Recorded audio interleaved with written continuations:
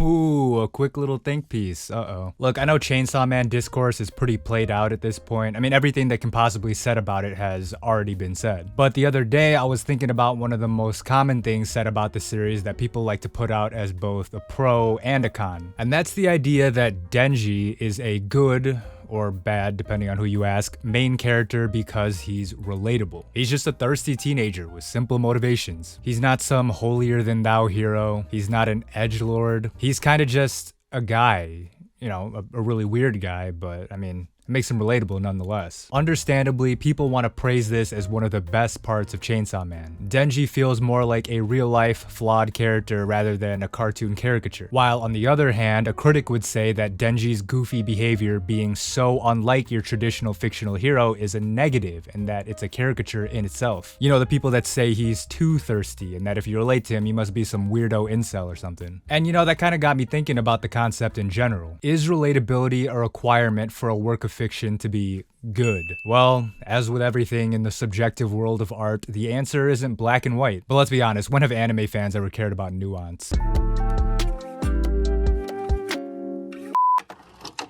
First off, let's think about what it means to be a relatable character, because that's a very personalized thing, no? A lot of people like to create isekai protagonists or rom-com harem protagonists as these relatable average dudes so that it's easier to self-insert. I mean, they're blank slates, so theoretically anyone could relate to them, so does that make it good? Because see, the audience for anime is very diverse, and people will find traits in many characters that they can latch onto, whether or not that was intended in the writing or not. Timid people might relate to the senpai in Nagatoro or with Komi. Brash, gung-ho people might relate to Naruto or Asta. Weird sex perverts might relate to Issei or also Naruto. And this for sure can enhance the experience because when you identify with a character in fiction, their victories can feel like your victories and their struggles feel like your struggles.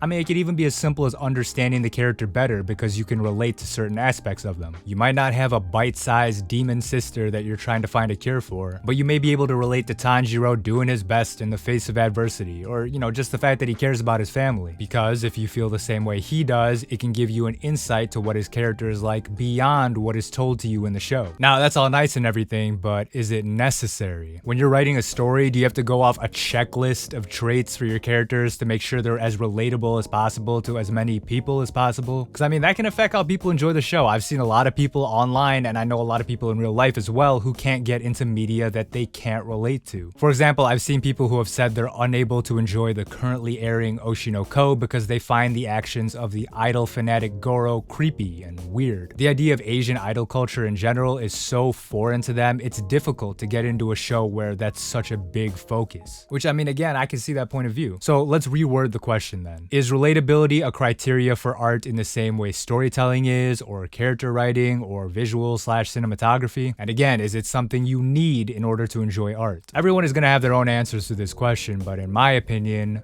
no. Characters and media in general doesn't need to be relatable to be enjoyable. Here's my personal example. Take the Jordan Peele movie Get Out. As someone who grew up less than well off in the south side of Chicago, I've had my share of struggle, and as a minority in America, I've faced situations similar to the ones in Get Out. But Get Out is a movie that specifically paints a picture of the Black American experience, and no matter how close I can get, I can never truly relate because I'll never really know what that's like. Because, you know, I don't know if y'all can tell, but I'm not black. But that doesn't mean I didn't enjoy the movie. I thought the acting was great, the cinematography was great, the script was great, Jordan Peele's directing was great. I mean, I thought it was a good movie. And you could argue that even though I didn't relate to the biggest parts of the movie, there were still some smaller things I could relate to. Like having an awkward meeting with your significant other's family. I mean, even something that simple can add to the experience of a movie or a show, even if you're missing out on the other big stuff. Now, let me give y'all an anime example. I love Welcome to the NHK, but I definitely can't relate to Sato being a chronic NEET or his crippling social anxiety. But I can relate to the fact that he's directionless in life and that he's struggling to find some goals. Because I mean, when I was his age, I was too. Also the fact that he once spent days locked in his room playing video games, but I mean, come on, who among us can't relate to that? Now, did this small relatability enhance my viewing experience? Would the show have been worse for me if I couldn't relate to anything?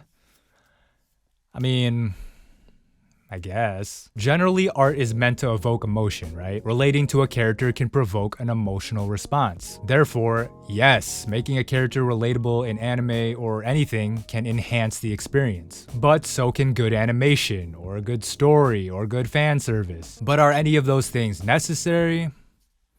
I don't think so. Because art is subjective, and no one thing is required for something to be good, because we all have different definitions of what good is. And like I said, relatability depends on the person watching too. And see, that's kind of the point. Art is a personal experience. I mean, every person is going to have their own personal reaction to any anime they watch. But then here's another question. What happens when you see art that's too different and too far removed from what you're used to? Where is the line drawn when something gets too foreign? How weird and esoteric can something be while still being enjoyable to you personally? Because I mean, everyone will have a different threshold. We can use anime as another example here. Animation in general is something that most people in the world are familiar with, but Japanese animation specifically can, kind of make people's heads spin. There are a lot of non-Japanese people who just can't get into anime because of how foreign it seems to them. Everything from the language, to the way characters act, to the cultural nuances. I mean, it could be hard for someone completely removed from that world to get invested. I mean, I get it. I remember one time suggesting the show Fruits Basket for one of my non-anime watching friends is just a random good show recommendation. They wanted a romance, right? And they told me they couldn't get into it because of how often characters bow and apologize to each other. Something as simple as that can be foreign to people. It happens. But to respond to this again, I don't think that's necessarily a bad thing. Because I mean, no one said art had to be universal. It's impossible. Not everyone likes the same things. I feel like that's a no-brainer. So I guess the real question is, where would you personally draw the line for art and media to where it's so outside of your frame of reference that you can't even appreciate stuff like the technical aspects or the production or whatever? There's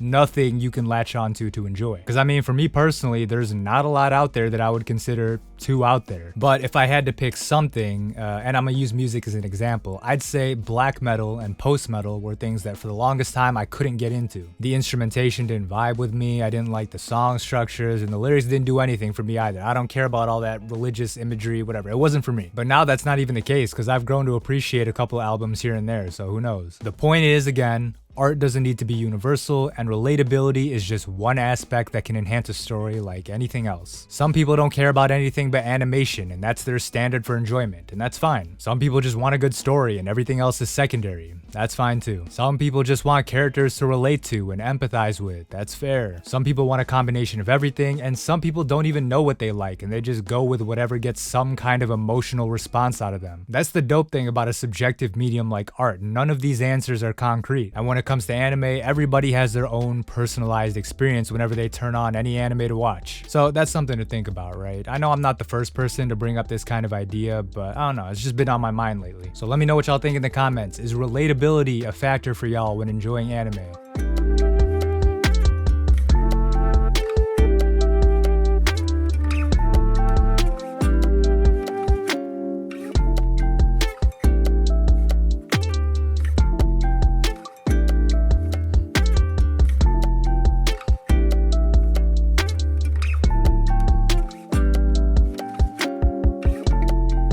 All that being said, Aqua being the most relatable anime character for me has definitely enhanced my enjoyment of Konosuba, so I guess there's that.